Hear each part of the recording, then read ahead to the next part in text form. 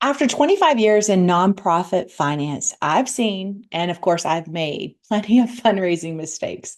Here's three of the most common fundraising mistakes I see in my work with nonprofits.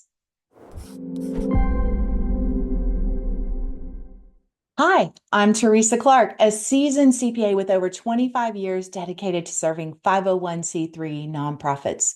I have experience both as an internal CFO and an external auditor of nonprofits. So I bring a unique perspective to your financial journey. To learn more, jump in and explore my website at teresaclark.com.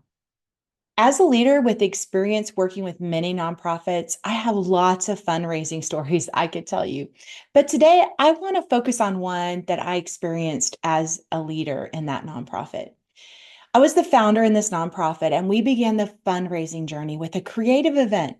The purpose of the event was to raise awareness in our community of this issue and how we were going to address the need.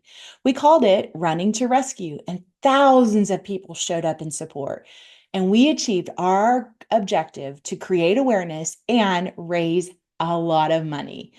The event continued for several years and was eventually replaced with some new styles of events based on the maturing of the organization and the growth in donor relationships, which is what we're going to talk about today.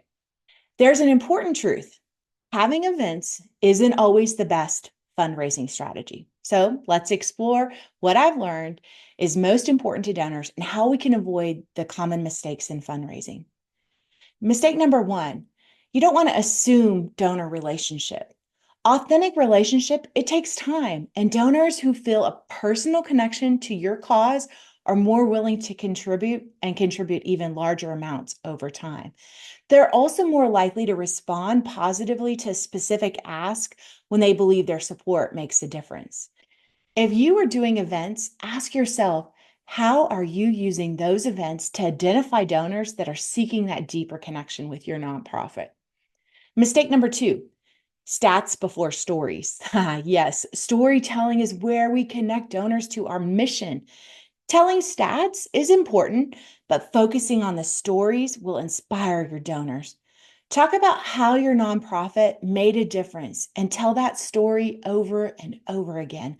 A compelling story will inspire people to take action. Whether it's making a donation or saying thank you or even spreading the word about your mission, a well told story can mobilize support in ways that statistics and facts alone never will. Mistake number three is taking donors for granted.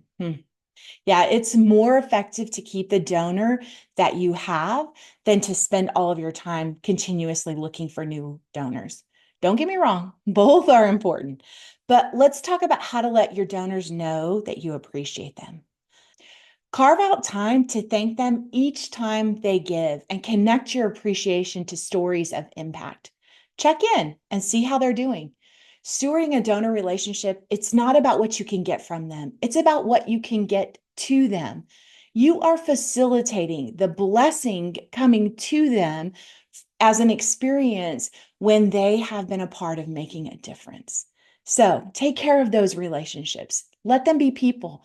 Get to know them, have a relationship with them. And remember, it takes time, but these three things done well and consistently will make a difference in your donor relationships. So I'd love to hear from you. Send me a message and reach out and let me know what are some of the challenges that you're facing with fundraising. I'd love to address those in a future video. Okay, one more thing. Today is the live webinar at 10 a.m. We hope you will join us. There's a registration link where you're watching this video. I don't want you to miss it.